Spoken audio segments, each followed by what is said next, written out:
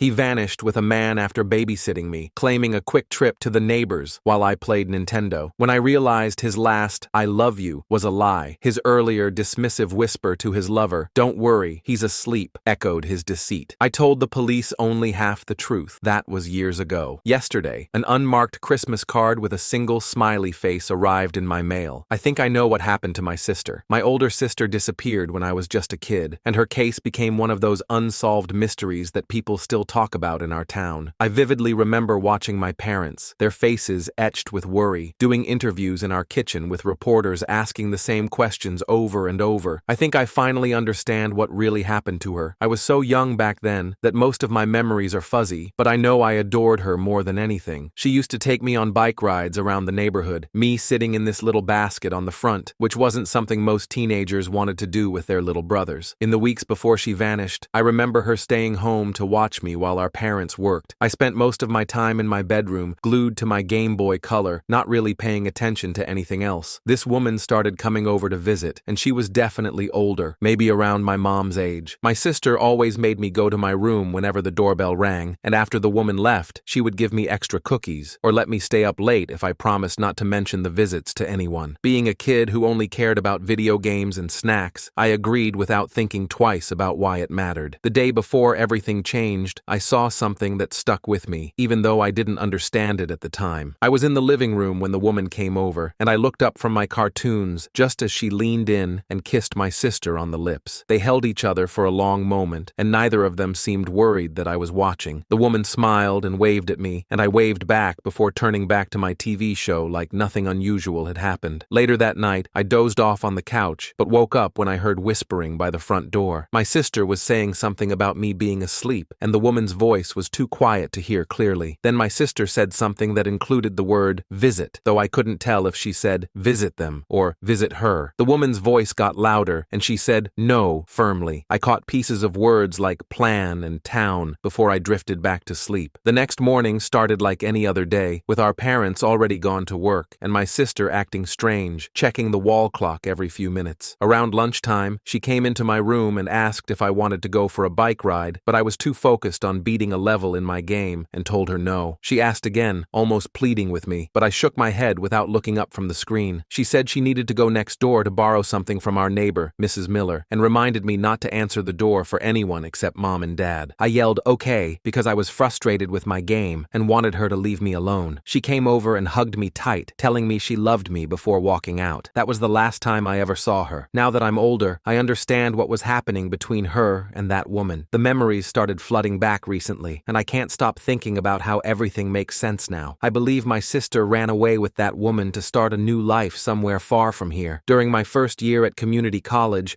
our debate team won a state championship, and our photo ended up in several newspapers with the school name clearly visible. A week later, a package arrived at my dorm with no return address. Inside was a box filled with candy, and I assumed my parents sent it, so I tossed the note without reading it and started eating the treats. It was all my childhood favorites: Skittles, Starburst, Reese's Pieces, and Kit Kats. When I called my dad to thank him, he said neither he nor Mom had sent anything. That's when it hit me that those were the exact candies my sister used to buy for me when she'd sneak me to the corner store after dinner. I dropped the phone, my hands suddenly shaking. The candy scattered across my dorm room floor, colorful pieces rolling under my desk and bed. My roommate wasn't back yet, which was good because I needed to think. I scrambled around on my hands and knees, searching through the trash for that note I'd thrown away without reading. The small trash can by my desk held mostly energy drink cans and crumpled paper from failed essay drafts. I dumped everything onto the floor, sifting through the mess until I found it, a folded piece of paper, slightly stained from coffee grounds. My fingers trembled as I unfolded it. The handwriting made my breath catch. I'd seen it before, years ago, on grocery lists stuck to our refrigerator and notes left on my bedroom door. The letters were careful, deliberate, like someone trying to disguise their natural handwriting, but not quite succeeding. I saw your photo in the paper. You look just like Dad now. I'm so proud of you. These were always your favorites. I remember. That was it. No signature, no return address, no way to respond. I read it over and over, each word hitting me like a physical blow. She remembered. After 15 years, she remembered what candy I liked. I sat on my dorm room floor surrounded by candy and trash, trying to process what this meant. My sister was alive. She was out there somewhere, watching from a distance, keeping track back of my life. The thought should have made me happy, but instead, I felt a strange mix of anger and confusion. Why now? Why reach out after all this time with just candy and a cryptic note? Did she know what her disappearance had done to our family? Did she care? I thought about calling my parents, but what would I say? Hey Mom, I think Rebecca sent me candy. They'd probably think I was having a breakdown. Maybe I was. Instead, I called my best friend from high school, Mitchell. He picked up on the third ring, music blaring in the background. Turn down the music, I said. I need to talk to you about something. The music faded. What's wrong? You sound weird. I told him everything about the candy, the note, the memories that had been surfacing lately. Mitchell had grown up in our town too. He knew about my sister's case, had seen the missing posters that stayed up for years after she vanished. Holy shit, he said when I finished. You think she's really alive? The handwriting looks like hers. And the candy. Mitchell, nobody else would know about those specific candies. We used to sneak to the corner store after dinner when our parents thought we were playing in the backyard. She'd buy me whatever I wanted if I promised not to tell. So, what are you going to do? I didn't have an answer. What could I do? There was no return address, no way to trace where the package came from. For all I knew, she could be living in the next town over or on the other side of the world. I think I need to go home, I said finally. Talk to my parents, maybe look through some old stuff. Want me to come with you? No, I need to do this alone, but thanks. After hanging up, I carefully gathered all the candy and put it back in the box, along with the note. I couldn't eat it now, knowing where it came from. It felt too significant, too heavy with meaning. That night, I barely slept. Every time I closed my eyes, I saw fragments of memory. My sister's face the last time I saw her, the woman who used to visit, the way they looked at each other. As a kid, I hadn't understood what I was seeing. Now, it all made terrible sense. The next morning, I skipped my classes and drove the 2 hours home. My parents' house looked exactly the same as it always had. White siding, blue shutters, the oak tree in the front yard that my sister and I used to climb. But it felt different now, haunted by new understanding. My mom's car was in the driveway. She worked from home now, something she'd started after Rebecca disappeared. She couldn't stand being away from the house for too long, always worried she might miss a phone call, might miss Rebecca coming home. I used my key and found her in the kitchen, working on her laptop at the same table where those reporters used to sit. She looked up, surprised. Owen, what are you doing here? Is everything okay? I set the candy box on the table. I need to talk to you about Rebecca. The color drained from her face. It was always like this. Her name alone could shatter the careful normalcy my parents had built over the years. What about her? Mom's voice was barely above a whisper. I've been remembering things about before she left, and I got this package. I pushed the box toward her. She opened it slowly, like it might explode. When she saw the candy, her hand flew to her mouth. She knew. Of course she knew about the corner store trips, the special treats Rebecca would buy me. Where did this come from? I showed her the note. She read it once, twice, 3 times, tears streaming down her face. It's her handwriting, she said. Oh God, it's her handwriting. Mom, I need to ask you something. The woman who used to come over before Rebecca disappeared, did you know about her? My mother's tears stopped abruptly. She looked at me with an expression I'd never seen before. Fear mixed with something else. Guilt, maybe. How do you know about that? I remember her. I was young, but I remember. Rebecca would send me to my room, but I saw them together. I saw them. I couldn't finish the sentence, couldn't say the words out loud to my mother. She was quiet for a long moment, then stood and walked to the window. We found out after she left. The police discovered some things during the investigation. Letters hidden in her room. Photos. Why didn't you tell me? You were 4 years old, Owen. How could we explain that your sister ran away to be with a woman? How could we explain any of it? We didn't even understand it ourselves. The pain in her voice was raw, even after all these years. I realized then that my parents had been carrying this secret, this knowledge, for 15 years. They'd let the town speculate about kidnapping and murder rather than admit their daughter had chosen to leave. Who was she? The woman. Her name was Maria. She was a substitute teacher at Rebecca's school for a few months. She was older, in her 30s. We didn't even know they knew each other until after. I thought about the woman I'd seen, how comfortable she'd seemed in our house, how naturally she'd moved through our kitchen like she belonged there. How long had it been going on? How long had my sister been planning her escape? Do you think she's happy? I asked. Wherever she is? My mother turned from the window, and I saw she was crying again. I hope so. God, I hope so. It's the only thing that makes it bearable, thinking she's out there somewhere, living her life, being happy, even if it's without us. We sat together at the kitchen table, the box of candy between us like evidence of a crime or a miracle. I wasn't sure which. My mother told me things I'd never known, how Rebecca had been struggling for months before she left, how she'd become withdrawn and secretive, how my parents had attributed it to normal teenage behavior until it was too late. The police said she'd been planning it, Mom said. She'd saved money from her part-time job, had a bag packed and hidden. She knew exactly what she was doing. Did you try to find her? Of course we did. We hired private investigators, followed every lead, but she didn't want to be found. She was smart about it. No credit cards, no social media, nothing traceable. It was like she just vanished. I thought about my sister, 17 years old, in love with someone she couldn't openly be with, making the impossible choice to leave everything behind. I thought about her watching my life from afar, proud enough to send candy but too scared or ashamed to do more. What do we do now? I asked. I don't know, Mom admitted. Your father, this is going to bring it all back for him. He's never really accepted that she left by choice. He still thinks something happened to her, that she was forced somehow. I understood why. It was easier to believe your child was taken than to accept they chose to leave you. It was easier to be a victim than to confront the possibility that you'd failed them somehow. Should we tell him about the package? We have to. But Owen, be gentle with him. This is going to hurt. I stayed home that night, waiting for my father to return from work. When he walked in and saw me at the kitchen table with Mom, both of us clearly emotional, he knew something was wrong. What happened? He asked, setting down his briefcase. Is someone hurt? I showed him the box, the note, watched his face cycle through the same emotions I'd felt. Shock, disbelief, hope, anger. He sat down heavily, staring at the candy like it might disappear if he looked away. It could be anyone, he said finally. Someone playing a cruel joke. Dad, look at the handwriting. Look at what she wrote. She saw my photo in the paper. She knows what candy I liked. It's her. He shook his head, but I could see the doubt creeping in, the hope he didn't want to feel. If she's alive, if she's out there, why wouldn't she just come home? Why do this? Because she's scared, Mom said quietly. Because she doesn't know if we'd want her back after what she did. Of course we'd want her back. Dad's voice cracked. She's our daughter. I don't care about any of it. I just want her home. But even as he said it, I wondered if it was true. Could my parents really accept who Rebecca was, who she'd always been? Could our small, conservative town? Or would she always be the girl who ran away, the subject of whispers and speculation? That night, I lay in my childhood bed, staring at the ceiling. Down the hall was Rebecca's room, preserved exactly as she'd left it. I'd snuck in there sometimes over the years, looking for clues, for answers, for some piece of her to hold on to. Now I knew the truth, or at least part of it. My sister was alive. She was out there somewhere with Maria, living a life we knew nothing about. She'd seen my photo in the newspaper and felt, what? Pride? Regret? Love? Enough to risk reaching out, even in this small way. I thought about the debate tournament, how proud I'd been when we won. Had she been proud too, wherever she was? Did she tell Maria, that's my little brother? Did she keep the newspaper clipping? The questions multiplied in the darkness. Where was she living? What name did she use now? Did she think about us as much as we thought about her? Did she know about the years of searching, the private investigators, the false leads that sent my parents spiraling? Did she know that Mom still set a place for her at Christmas dinner every year, just in case? Most of all, I wondered if she'd reach out again. Now that she'd broken 15 years of silence, would there be more? Or was this candy box both a hello and a goodbye, a brief moment of connection before disappearing again? I must have dozed off eventually, because I woke to the sound of voices downstairs. My parents were in the kitchen, talking in the low tones they used when they didn't want me to hear. But I wasn't a little kid anymore, and I needed to be part of this conversation. I crept down the stairs, avoiding the third step that always creaked. The kitchen light cast long shadows in the hallway as I approached, my parents' voices becoming clearer. We should have told him years ago, Mom was saying. He had a right to know. He was a child, Victoria. What good would it have done? Dad's voice was strained, exhausted. Bad enough we had to live with it. Live with what? I asked, stepping into the kitchen. They both jumped. Mom's hand went to her chest while Dad's jaw tightened. They exchanged one of those looks that parents perfect over years of keeping secrets. How much did you hear? Mom asked. Enough to know you're still not telling me everything. I pulled out a chair and sat down. I'm 19 years old. Stop protecting me from the truth. Dad rubbed his face with both hands. When he looked at me, I saw how much he'd aged in the past 15 years. The disappearance had carved deep lines around his eyes, turned his hair gray before its time. There's more to the story, he said finally. Things we didn't want you to know. Things we wished we didn't know. Mom reached across the table and took his hand. Tell him, James. He deserves to know. Dad stared at the candy box for a long moment before speaking. The woman, Maria, she wasn't just some stranger who seduced your sister. We knew her. She'd been to our house before, years earlier. She was, he paused, struggling with the words. She was your mother's friend from college. The room tilted. I looked at Mom, who couldn't meet my eyes. You knew her? My voice came out strangled. You were friends? We were roommates freshman year, Mom said quietly. We lost touch after she transferred schools, but she reached out when she moved here for the teaching job. Said it was fate, ending up in the same town. I was so happy to reconnect. I invited her over for dinner a few times. She met Rebecca, met you. The implications crashed over me. This woman hadn't been some predator who randomly targeted my sister. She'd been welcomed into our home, trusted by my parents. The betrayal cut deeper than I'd imagined possible. How long? I asked. How long before you realized? Too long, Dad said bitterly. We thought it was nice that Maria took an interest in Rebecca. She offered to tutor her in chemistry when her grades started slipping. We were grateful. We were fools. Mom started crying again. The signs were there. Rebecca started dressing differently, wearing makeup. She was happier than she'd been in months. I thought she had a crush on some boy at school. I even teased her about it. I thought back to those fuzzy memories, trying to see them with new clarity. The woman who'd visited hadn't been sneaking around like I'd thought. She'd been brazen, comfortable, secure in the knowledge that my parents trusted her completely. When did you find out? I asked. The day she disappeared, Dad said. When Rebecca didn't come home, we called everyone. Her friends, their parents, teachers. Maria's phone went straight to voicemail. Her landlord said she'd paid up her lease and moved out that morning. That's when we knew. But the police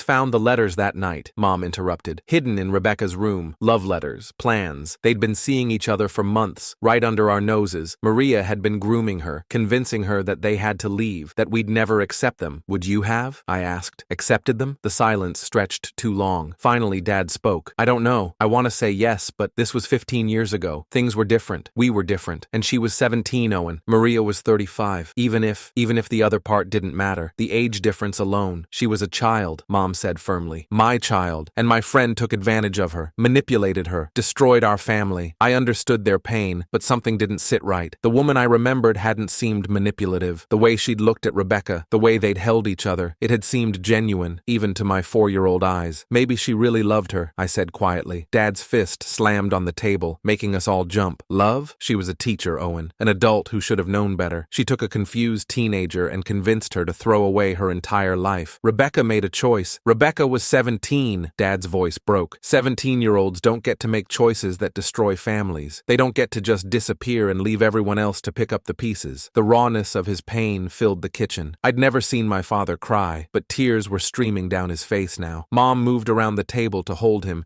and I sat there feeling like an intruder in my own family's grief. I'm sorry, I whispered. I didn't mean. No, Dad said, wiping his eyes. No, you have a right to your opinions. You have a right to all of it. We've kept too many secrets for too long. Is there more? I asked, though I wasn't sure I could handle more revelations. Mom and Dad exchanged another look. This time, Mom spoke. We found Rebecca once, about 5 years after she left. My heart stopped. What? The private investigator we hired tracked them down in Portland. They were living under different names. Rebecca was going by Rachel, Maria by her middle name, Catherine. They had an apartment together, jobs, a life. You found her and didn't bring her home? I couldn't process this new betrayal. You didn't even tell me? She was 22 by then, Dad said. An adult. We couldn't force her to come back. And when the investigator approached her, what? I demanded. What happened? She ran, Mom said simply. The investigator said he called out her real name at a coffee shop where she worked, and she went white as a sheet. She left through the back door and never returned. By the time we flew out there, they'd vanished again. Apartment cleared out, jobs abandoned, gone. That's when we stopped looking, Dad added. We realized we were just driving her further away, further underground. At least before, we knew she was safe. After that, nothing. I sat back in my chair, overwhelmed. Every revelation reframed the story I'd constructed in my head. Rebecca hadn't just run away. She'd been found and chosen to run again, rather than face us. The candy package took on new meaning. After 15 years, was she finally ready to stop running? I need some air, I said, standing abruptly. Owen, Mom started. I just need a minute, please. I walked out the back door into the cool night air. The backyard looked exactly as it had when I was 4. The same swing set, now rusted. The same garden beds Mom tended religiously. But everything felt different now. I thought about Rebecca, 22 years old, working in a Portland coffee shop under a fake name. Had she been happy? Had she thought about us? When that investigator called her name, what had gone through her mind? Fear, guilt, anger that we couldn't just let her go? My phone buzzed. Mitchell texting to check in. I ignored it. I couldn't explain this to anyone. Couldn't make sense of it myself. After a while, I went back inside. My parents were still at the kitchen table, looking wrung out and older than their years. I want to find her, I said. Owen, no. Mom's response was immediate. We can't go through that again. She's made her choice. She sent me candy, Mom. That's not the action of someone who wants to stay hidden. Maybe she's ready. Or maybe she just had a moment of weakness, Dad said. Maybe she regrets sending it already. I don't care. I'm going to try. How? Mom asked. We spent thousands of dollars on investigators. What makes you think you can find her when professionals couldn't? I pulled out my phone. Because I'm not a professional investigator who's going to spook her. I'm her little brother, and I have something you didn't have 15 years ago. Social media. They looked skeptical, but I was already forming a plan. Rebecca might be using a fake name, but Maria, or Catherine, or whatever she called herself now, was 50 years years old. That generation wasn't as careful online. They made mistakes. Give me a week, I said. Let me try. If I can't find anything, I'll drop it. But if she's reaching out, even in this small way, don't we owe it to her to reach back? My parents looked at each other, having one of their silent conversations. Finally, Mom nodded. 1 week, she said. But Owen, be prepared for disappointment. Or worse, be prepared for rejection. She might not want to be found. I thought about the note, the careful handwriting, the specific candies chosen with such precision. I don't think that's true. I think she's been waiting for someone to find her. She just doesn't know how to come home on her own. That night, I set up camp in my childhood bedroom with my laptop, determined to find some trace of my sister in the vast digital world. I started with what I knew, Portland, 5 years ago. The names Rachel and Catherine. It wasn't much, but it was a start. I searched for hours, following digital breadcrumbs that led nowhere, Facebook profiles with no photos, LinkedIn accounts that hadn't been updated in years, Instagram pages that might have been them or might have been any of 1,000 other couples trying to live quietly. Around 3 in the morning, exhausted and frustrated, I almost gave up. Then I remembered something Mom had said. Maria had been her college roommate, which meant there might be old photos, old connections, some trace of who Maria had been before she became the woman who took my sister away. I crept down to the basement where Mom kept photo albums and boxes of college memorabilia. It felt like archaeology, digging through layers of my parents' past lives. Finally, I found what I was looking for, a shoebox labeled State College 1989 to 1990. Inside were dozens of photos of my mom at 19, young and carefree in a way I'd never seen her. And there, in photo after photo, was Maria, dark-haired, laughing, arms slung around my mother's shoulders. They looked like sisters themselves, inseparable. One photo stopped me cold. It was Maria alone, sitting on a dorm room bed, playing a guitar. On the wall behind her was a distinctive poster, some indie band I didn't recognize, but the artwork was memorable. Swirling psychedelic colors forming a tree. It was a long shot, but I took a photo of the photo with my phone and did a reverse image search. The band was called Whispering Pines, apparently a one-hit wonder from the late 80s. On a whim, I searched for the band name on Facebook. The third result made my heart race. A private profile with no photo, but the username was Whispering Pines Fan 1990. The account had been created 8 years ago and showed activity as recent as last week. I clicked on the profile, but everything was locked down. No photos, no friends list visible, no information except that the user lived in Pacific Northwest. But there was one thing, a single public post from 3 years ago. It was a shared article about marriage equality in Washington state with the comment, "Finally, love wins." It could have been anyone, but something in my gut told me this was her. The username, the location, the timing, it all fit. I created a fake Facebook account, knowing my real name would scare her off. I called myself Jake Thompson and spent an hour building a believable profile. A few generic photos I found online, some liked pages, a handful of status updates. Then I sent a friend request to Whispering Pines Fan 1990. I didn't expect a response right away, but I couldn't sleep anyway. I sat there refreshing the page obsessively, waiting for some sign that I was on the right track. At 5 in the morning, the friend request was accepted. My hands shook as I clicked on the profile, now able to see more. There still weren't many photos, but there were a few. A sunset over the ocean, a garden full of roses, a black cat sleeping in a windowsill. Nothing with people, nothing that gave away location beyond somewhere coastal. But then I saw it, a photo from 2 months ago of a kitchen table with 2 coffee cups. The caption read, "Sunday mornings are for coffee and crosswords." One cup had red lipstick marks, the other had a small chip on the handle. I knew that cup. It had been Rebecca's favorite, a souvenir from a family trip to Disney World when she was 12. She'd refused to drink her morning orange juice from anything else. Mom had wanted to throw it away when it chipped, but Rebecca had insisted on keeping it. This was them. This was really them. I stared at the screen, paralyzed. What now? I couldn't just message and say, "Hi, I'm your girlfriend's brother." They'd disappear again, just like in Portland. Instead, I scrolled through the few public posts, looking for any clue about where they might be. Most were generic. Shared recipes, funny memes, the occasional political post. But then I found one from last year that made me pause. It was a photo of a farmer's market, rows of vegetables and flowers under white tents. The caption said, "Best Saturday morning tradition." In the background, barely visible, was a banner that read, "MBIA River Market, Columbia River." That narrowed it down to Oregon or Washington, somewhere along the river. I started searching for farmers markets in that area, comparing photos to the one on Facebook. It took 2 hours, but I finally found it. Hood River, Oregon. The layout of the tents, the mountain visible in the background, even the font on the banner all matched. Hood River was only 3 hours from Portland. They They hadn't gone far after being discovered, just far enough to feel safe again. I sat back, my heart pounding. I'd found them. Or at least, I'd found the town where they likely lived. What I did with that information was another question entirely. I thought about telling my parents, but something held me back. They'd want to involve the police or another private investigator. They'd want to do things the right way. But the right way had already failed once, sending Rebecca deeper into hiding. No, if I was going to do this, I had to do it alone. I had to approach them as Owen, not as a representative of parents they'd run from or a life they'd abandoned. I went downstairs and found Mom already awake, sitting at the kitchen table with coffee and red-rimmed eyes. "Did you sleep at all?" she asked. "Number you?" She shook her head. "I keep thinking about that package, about her out there somewhere, remembering what candy you liked. It's such a small thing, but it means she thinks about us, about you." "Mom," I said carefully, "I need to go back to school. I have a test on Monday I can't miss." It was a lie, but a necessary one. She looked disappointed but nodded. "Of course, your education comes first. Your sister would want that for you." The irony of using Rebecca as a reason to lie wasn't lost on me, but I pushed past the guilt. This was bigger than a missed test or a disappointed mother. I packed quickly, throwing clothes into a bag without really paying attention. In my backpack, I carefully placed the candy box and note. Evidence, talisman, connection to a sister I was determined to find. Dad was awake by the time I left, and both my parents hugged me goodbye at the door. They looked fragile, hollowed out by the previous night's revelations. "Drive safe," Mom said. "And Owen, don't do anything reckless. Please." I think she knew I was lying. Mothers always know. But she let me go anyway, perhaps understanding that this was something I needed to do. Instead of heading back to campus, I drove west toward Hood River. The 3-hour drive gave me too much time to think, to second-guess what I was doing. What would I say if I found them? What if Rebecca didn't want to see me? What if I was wrong about everything? But I kept driving, past Portland and into the Columbia River Gorge. The scenery was breathtaking. Towering cliffs, cascading waterfalls, the wide river cutting through ancient basalt. I wondered if Rebecca appreciated the beauty, or if she was too busy looking over her shoulder to notice. Hood River was smaller than I'd expected. A picturesque town nestled between the river and Mount Hood, the kind of place where people went to disappear, to reinvent themselves, to live quietly among other transplants and wanderers. I found a motel on the outskirts of town and checked in under a fake name, paying cash. The paranoia felt ridiculous, but I'd learned from Portland I couldn't risk spooking them before I even had a chance to make contact. That evening, I walked through downtown Hood River, trying to imagine my sister here. Did she shop at the local food co-op? Did she and Maria hike the trails I'd seen advertised? Did they have friends, or did they keep to themselves, afraid of getting too close to anyone? I stopped at a coffee shop and ordered a drink, studying every face that came through the door. The barista had a nose ring and purple hair, the kind of person who wouldn't ask too many questions about someone's past. "Is that why Rebecca felt safe here?" "You new in town?" the barista asked as she handed me my coffee. "Just visiting," I said. "It's beautiful here. Best place on earth," she said with genuine enthusiasm. "You should check out the farmer's market tomorrow morning. Local vendors, great produce, live music, real community vibe. The farmer's market, where Maria, or Catherine, or whoever she was now, took photos of their Saturday morning tradition." "Thanks," I said. "I'll do that." That night in the motel, I lay awake planning what I'd say, how I'd approach them. Every scenario I imagined ended badly. Rebecca running, Maria protective and angry, accusations and tears, and another disappearance. But I had to try. The candy package had been an opening, a crack in the wall they'd built around themselves. I had to believe that meant something. Saturday morning came gray and drizzly, typical Pacific Northwest weather. I dressed carefully, jeans, a hoodie, baseball cap pulled low. I wanted to be able to observe without being noticed, to see them before they saw me. The farmer's market was exactly where the photos had indicated, in a park near the waterfront. White tents lined up in neat rows, vendors selling everything from fresh vegetables to handmade jewelry. The smell of coffee and baked goods filled the air. I walked slowly through the market, pretending to browse while scanning every face. Families with young children, older couples with canvas shopping bags, hipsters with carefully curated vintage outfits. Any of them could be hiding a secret, living under an assumed name, running from a past that wouldn't let them go. Then I saw her. She was standing at a flower vendor, examining sunflowers. Her hair was shorter, dyed auburn instead of the dark blonde I remembered. She wore glasses now, and there were lines around her eyes that hadn't been there at 17. But it was Rebecca, my sister, alive and real and less than 20 feet away. My legs felt like water. I grabbed onto a tent pole to steady myself, unable to look away. She was saying something to the vendor, smiling, looking relaxed and normal, and nothing like someone in hiding. Then Maria appeared beside her, carrying a bag of vegetables. She'd aged too, her dark hair showing gray at the temples, but she moved with the same easy grace voice I remembered from those visits to our house. She said something that made Rebecca laugh, and the sound hit me like a physical blow. I'd forgotten the sound of my sister's laugh. They moved through the market together, comfortable in their routine, occasionally touching hands or leaning into each other. They looked happy. They looked like any other couple enjoying a Saturday morning. I followed at a distance, my heart hammering. Should I approach them here, in public? Wait until they were alone? Give up entirely and go home, content with knowing she was safe and happy? They stopped at a bakery stall, and I saw my chance. While they were distracted, examining pastries, I moved closer, close enough to hear Maria say, "Get the chocolate croissants. You know you want them." "I'm trying to be good," Rebecca replied, but she was already reaching for her wallet. Her voice, God, her voice. 15 years older, but still unmistakably her. I must have made some sound, because Maria looked up. Her eyes swept over me without recognition. I'd been 4 years old the last time she saw me, but something made her look again, and I saw the exact moment she realized who I was. Her face went white. She grabbed Rebecca's arm, whispered something urgent. Rebecca turned, confused, following Maria's gaze to where I stood, frozen. Our eyes met across the crowded market. I saw the recognition hit her like a slap, saw her mouth form my name without sound. The wallet fell from her hand, scattering bills across the wet pavement. For a moment, nobody moved. Then Rebecca took a step toward me, and another, her face a mix of wonder and terror, and something that might have been hope. "Owen?" she said, and her voice broke on my name. I nodded, unable to speak. She was right there, close enough to touch, but the 15 years between us felt like an ocean. "How?" she whispered. "How did you find us?" I held up the candy box I'd been carrying in my backpack. "You sent this. I had to know." Her hand flew to her mouth. Behind her, Maria looked ready to run, her eyes darting around the market like she was plotting escape routes. "Not here," Rebecca said quickly. "Please, not here. I'm not here to cause trouble," I said. "I just wanted to see you, to know you were okay." "Owen, you can't. Mom and Dad, did they? They don't know I'm here. I came alone." Some of the tension left her shoulders. She looked at Maria, some silent communication passing between them. Maria nodded reluctantly. "There's a cafe around the corner," Rebecca said.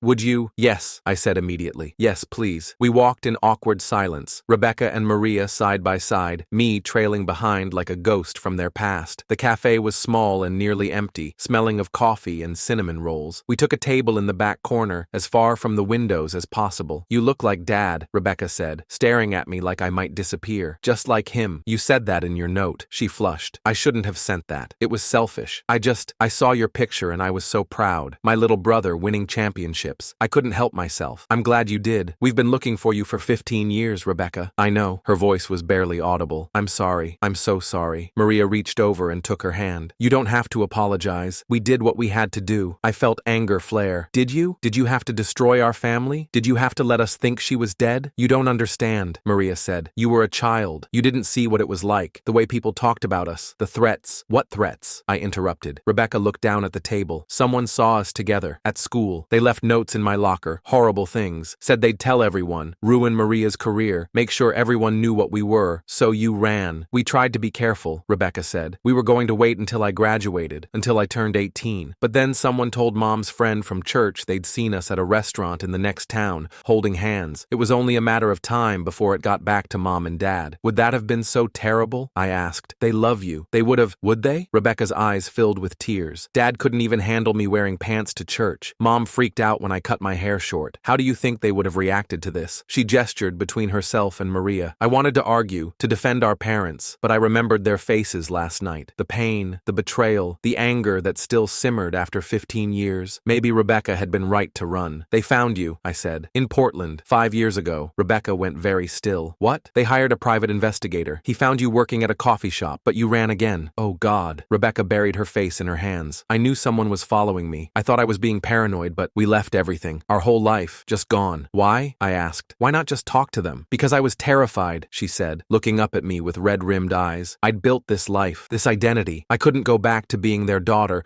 the girl who ran away with her teacher. I couldn't face their disappointment, their judgment. They just wanted you home." "No," Maria said firmly. "They wanted the daughter they thought they had, not the one she actually was." The words stung because they held truth. My parents had mourned a specific version of Rebecca, the straight A student who would go to college, marry a nice boy, give them grandchildren. Could they accept this Rebecca, with her short hair and glasses, living quietly with a woman in small-town Oregon? "Tell me about your life," I said, changing the subject. "What do you do? Are you happy?" Rebecca's face softened. "I teach. Elementary school, 2nd grade. Maria's a librarian at the high school. We have a house with a garden. garden. 2 cats. Friends who don't know our real names but who love us anyway. Your teachers. Both of you. Ironic, isn't it? Maria said with a bitter smile. The thing that brought us together is the thing we can never escape, but we're good at it. We help kids. We make a difference. Under fake names. Under the names we chose, Rebecca corrected. The people we decided to become. We sat in silence for a moment. I studied my sister's face, trying to reconcile the teenager I remembered with this adult stranger. She looked tired, but not unhappy. There was a calmness to her that hadn't been there before, a settledness. What happens now? She asked finally. Are you going to tell them? I thought about my parents, probably sitting by the phone, hoping for news. They deserved to know their daughter was alive and safe, but did they deserve to disrupt the life she'd built? I don't know, I admitted. They're broken, Rebecca, especially Dad. He never got over losing you. I never got over losing them either, she said quietly. Or you. God, Owen, you were so little. I used to wonder if you'd even remember me. I remembered the bike rides, the candy, the way you hugged me before you left. She started crying then, really crying, and Maria pulled her close. I sat there awkwardly, not sure if I had the right to comfort her after all these years. I'm sorry, she said when she could speak again. I'm so sorry. I thought I was protecting you. I thought if I just disappeared, you could have a normal life, not be the kid whose sister was, like me. I would rather have had my sister, I said simply. That broke her completely. She reached across the table and grabbed my hand, holding it like she was drowning. Her hand was bigger than I remembered, calloused from gardening maybe, but still familiar somehow. Can we? She started, then stopped. Would you want to stay in touch? Carefully, I mean. Secretly. I thought about it. A relationship built on lies, hidden from our parents, conducted through fake names and secure channels. It wasn't what I wanted, but it was better than nothing. Yes, I said, but Rebecca, they need to know you're alive. They need to know you're safe. Even if you never see them again, they need that much. She and Maria exchanged another of those silent conversations. Finally, Maria nodded. Okay, Rebecca said, but not yet. Give us time to prepare, to figure out how to do this safely. Please. I agreed, though I wasn't sure how I'd keep this secret. We exchanged phone numbers. Burner phones, they said, bought with cash and registered to no one. They gave me an email address that went through multiple encryption services. It felt like spy games, but I understood their caution. We talked for another hour, catching up on 15 years in fragments and glimpses. Rebecca asked about school, about my friends, about whether I still played video games. I told her about college, about the debate team, about how Mom had kept her room exactly the same. I dream about that room sometimes, she admitted, about being 17 and confused and so scared of disappointing everyone. When it was time to go, we stood awkwardly by the door. I wanted to hug her but wasn't sure if I had the right. She solved the problem by pulling me into a fierce embrace. I love you, she whispered. I've loved you every day for 15 years. Never doubt that. I love you too, I said, my voice muffled against her shoulder. She pulled back, studying my face like she was memorizing it. You really do look like Dad, but you have Mom's smile. Rebecca, Maria said gently, we should go. They left first, walking quickly down the street without looking back. I stood in the doorway of the cafe, watching until they turned the corner and vanished from sight. Then I went back to my motel and cried like I hadn't since I was 4 years old. The drive home felt endless. I stopped multiple times, pulling over when the weight of what had just happened threatened to overwhelm me. My sister was alive. She was happy. She was never coming home. By the time I reached my parents' house, it was dark. I sat in the driveway for a long time, trying to figure out what to say. How did I explain where I'd been, what I'd found? How did I keep my promise to Rebecca while also giving my parents the peace they deserved? Finally, I went inside. My parents were in the living room, pretending to watch TV, but really just waiting for me. They looked up hopefully when I entered. I thought you had a test, Mom said carefully. I lied, I admitted, sitting down across from them. I went looking for Rebecca. Dad's face went through several emotions before settling on resignation. And I pulled out my phone and showed them the photo I'd taken at the farmer's market. Rebecca and Maria browsing vegetables, unaware they were being watched. It wasn't a great photo, taken from too far away, a little blurry, but it was undeniably them. Mom gasped, her hand flying to her mouth. Dad stared at the phone like it might explode. She's alive, Mom whispered. She's really alive. She's alive, I confirmed. She's safe. She's happy. Where? Dad demanded. Where is she? This was the hard part. I can't tell you that. I promised her I wouldn't. Not yet. You talked to her? Mom's voice was strangled. You actually talked to her? For about an hour. She wanted me to know she loves you. Both of you. She's never stopped loving you. Then why? Dad's voice broke. Why won't she come home? Because she's scared. Because she's built a life that doesn't include being your daughter. Because she doesn't know how to bridge 15 years of silence. But she reached out to you, Mom said. The candy. A moment of weakness, she called it. She saw my picture and couldn't help herself. But she's terrified of what would happen if she really came back. The questions, the judgment, the media attention. She just wants to live quietly. With her, Dad said. The words bitter. With Maria, yes, they're still together. They have been this whole time. My parents absorbed this in silence. I could see them struggling, trying to reconcile their grief with this new reality. Their daughter was alive, but choosing to stay away. She was happy, but without them. Will she? Mom started, then stopped. Will you see her again? I hope so. We exchanged contact information, carefully. She's still worried about being found by the wrong people. We're the wrong people? Dad asked, pain evident in every word. You're the people she loves most and disappointed most, I said gently. That's a hard combination to face. We talked late into the night, going over every detail of my encounter with Rebecca. My parents were hurt that I'd gone without them, but I think they understood why it had to be that way. Rebecca would never have met with them. Not yet. Maybe not ever. What do we do now? Mom asked eventually. Just wait and hope she decides we're worthy of her time. We let her know we love her, I said. We let her know we're here if she ever wants to come back, and we try to understand why she left in the first place. It wasn't a satisfying answer, but it was all I had. The reunion they'd dreamed of for 15 years wasn't coming, but at least now they knew she was out there, living her life, thinking of them, even if she couldn't face them. Over the next few weeks, I became the bridge between my sister and our parents. Carefully worded emails, photos exchanged through encrypted channels, small pieces of connection across the gulf of years and hurt. Rebecca sent a picture of her classroom, 25 second graders grinning at the camera. My parents sent back a photo of the oak tree we used to climb, now massive and magnificent. It wasn't enough. It would never be enough, but it was something. One night, about a month after Hood River, my phone rang. Unknown number. Hello? Owen? Rebecca's voice, tentative and scared. Is this a bad time? No, I said, my heart racing. Never. You can always call. I needed to hear your voice. Is that okay? Of course it's okay. Rebecca, it's always okay. We talked for an hour about nothing and everything. She told me about a difficult student who reminded her of herself at that age. I told her about my classes, my friends, the normal life she'd wanted for me. Neither of us mentioned our parents, the elephant in the room too big to address over a phone call. I'm thinking about it, she said finally, just before we hung up. Coming back, not to stay, just to see them, to try to explain. Do you think they'd want that? I think they'd give anything for that, I said honestly. But Rebecca, only if you're ready, only if you want to. I don't know if I'll ever be ready, she admitted, but maybe that's okay. Maybe you just do it anyway. After we hung up,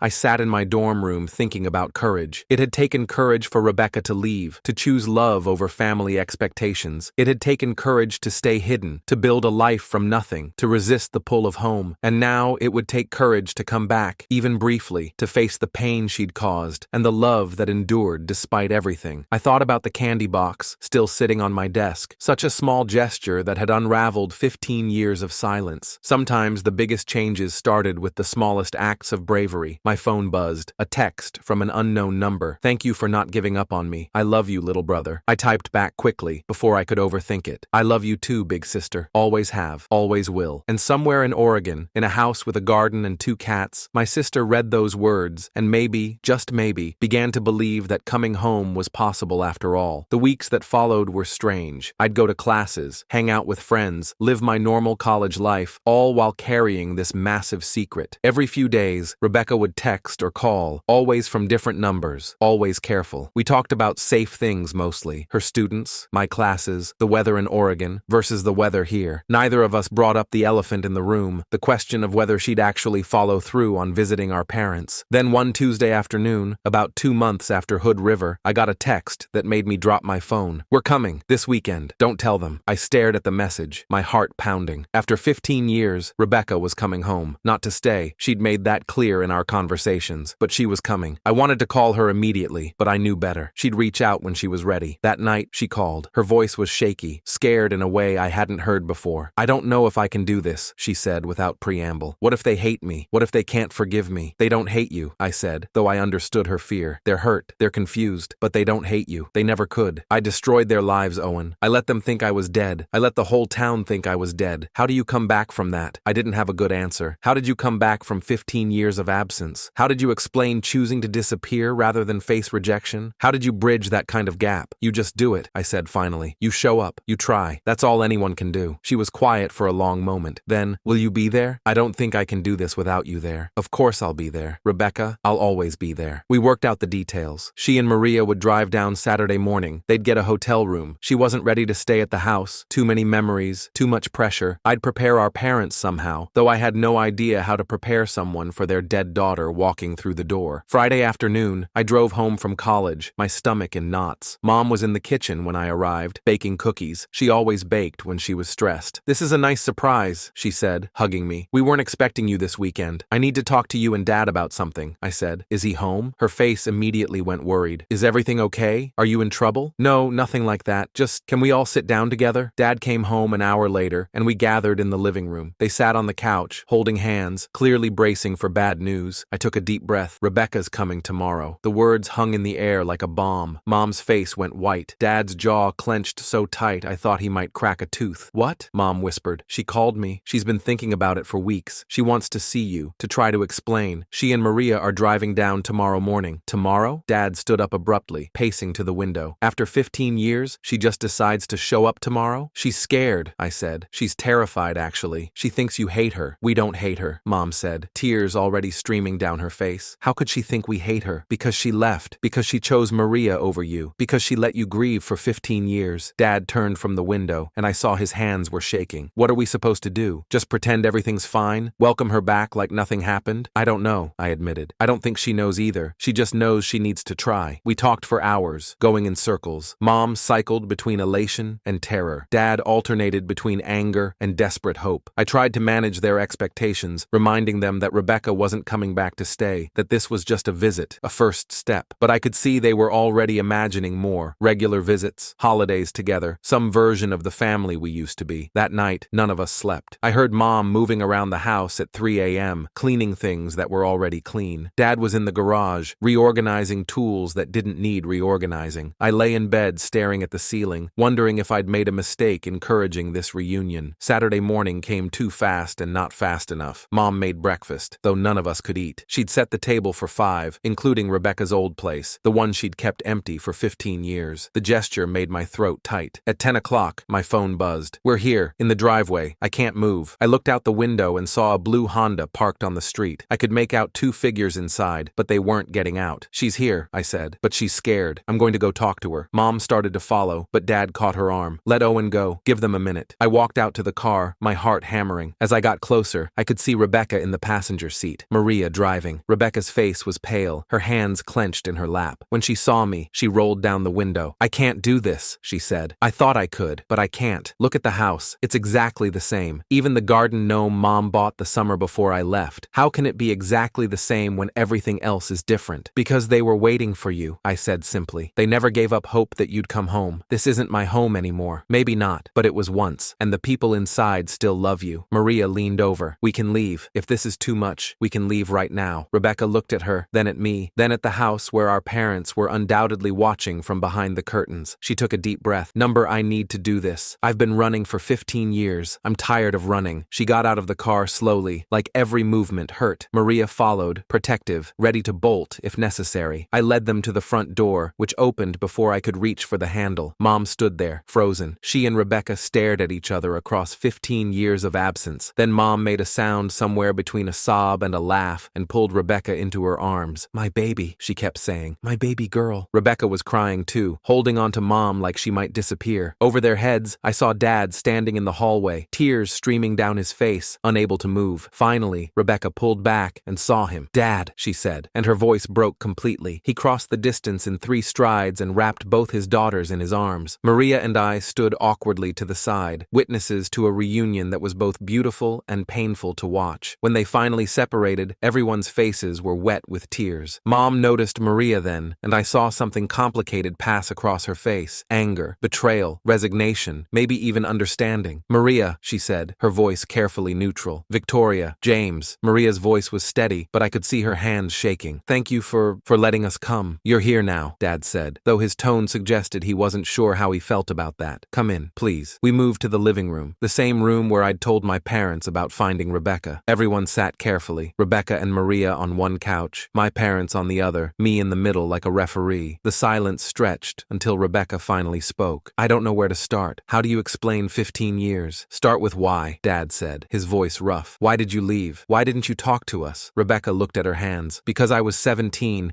and terrified and in love with someone I wasn't supposed to love. Because I knew what you'd say, how you'd react. Because I couldn't bear to see the disappointment in your eyes. We would have," Mom started, but Rebecca cut her off. "Would you? Really? Dad couldn't handle me wearing jeans to church. You cried when I cut my hair short. How would you have handled me being gay? Being in love with a woman? Being in love with your friend?" The truth of it hung in the air. My parents couldn't deny it. They'd been different people 15 years ago, products of their time and place and beliefs. We would have tried, Mom said finally. We might have failed, but we would have tried. You didn't give us the chance. I was 17, Rebecca repeated. I didn't know how to give you that chance. All I knew was that I loved Maria, and I couldn't live without her, and staying meant choosing between her and you, so I chose. And you've regretted it ever since? Dad asked, hope creeping into his voice. Rebecca looked at Maria, then back at our parents. Number, I regret the pain I caused. I regret the years we lost, but I don't regret choosing love. I can't regret the life we've built. Dad flinched like he'd been slapped. Mom reached for his hand. Tell us about your life, Mom said, clearly trying to move past the hurt. Owen says you teach. For the next hour, Rebecca talked about her life in Hood River, her students, her garden, the friends they'd made. She showed them photos on her phone, their house, their cats, her classroom decorated for Halloween, normal things, the kind of things any daughter might share with her parents, except for the 15-year gap that made everything feel surreal. Maria mostly stayed quiet, letting Rebecca lead, but I could see how they moved in sync, finishing each other's sentences, touching hands when things got difficult. Whatever else had happened, they clearly loved each other deeply. Why now? Dad asked eventually. Why reach out after all this time? Rebecca looked at me. Because I saw Owen's picture in the paper, and I was so proud I couldn't breathe. My little brother, all grown up, winning championships. I realized I'd missed everything. His childhood, his teenage years, all of it. And I couldn't stand the thought of missing anymore. But you still won't come home, Dad said. It wasn't a question. This isn't my home anymore, Rebecca said gently. I'm not the person who lived here. I'm not the daughter you lost. I'm someone else now, someone you don't really know. We could get to know you, Mom said desperately. We could try, maybe, but not here. Not in this town where everyone knows the story, where I'll always be the girl who disappeared. I can't be that person. The visit lasted 3 hours. There were more tears, some laughter when Rebecca told stories about her students, long silences when the weight of 15 years pressed down on all of us. When it was time for them to leave, Mom clung to Rebecca like she might never see her again. Will you? Mom started, then stopped. Can we see you again? I'd like that, Rebecca said. Maybe you could come to Hood River sometime. See our life. Meet us as we are now, not as we were then. It wasn't the reunion my parents had dreamed of, but it was something. A door cracked open after 15 years of being slammed shut. After they left, the house felt empty in a way it hadn't before. My parents sat in the living room holding each other, processing what had just happened. She looks happy, Mom said finally. Different, but happy. She chose them over us, Dad said, the hurt still raw in his voice. She chose love, I said. It's not the same thing. We ordered pizza for dinner because no one felt like cooking. We sat around the table, Rebecca's empty chair somehow more present than it had been in years. The absence felt different now. Not the absence of death or mystery, but the absence of choice. Over the next few months, my parents slowly began to build a relationship with the daughter they'd found, but not quite recovered. They drove to Hood River for a weekend, staying in a hotel, having careful dinners where everyone tried too hard. Rebecca and Maria came for Christmas, though they only stayed 2 days and spent most of it looking uncomfortable. It wasn't perfect. There were still hurt feelings, still moments of anger and confusion. Dad struggled the most, unable to fully accept that his little girl had chosen a life so different from what he'd imagined. Mom tried harder, but I could see the effort it took, the way she had to consciously adjust her expectations every time. But slowly, carefully, we became something like a family again. Not the family we'd been, but something new. Rebecca would never move back home, would never be the daughter my parents had lost, but she could be the daughter she actually was, living her truth 3 hours away with the woman she loved. The last time I visited Rebecca in Hood River, we sat in her backyard watching the sunset. Maria was inside making dinner, and we could hear her singing along to the radio. Do you ever regret it? I asked. Leaving? She thought for a long moment. I regret the pain. I regret the lost years. But if I hadn't left, I wouldn't have this life. I wouldn't have Maria, my students, this peace. So no, I don't regret it. I just wish it could have been different. Me too, I said. She reached over and took my hand. Thank you for finding me, for not giving up, for bridging the gap I was too scared to cross myself. You're my sister, I said simply. That's what family does. We sat there as the sun went down, 2 siblings separated by years, but connected by something stronger. Not the family we'd started as, but the family we'd chosen to become, and maybe that was enough.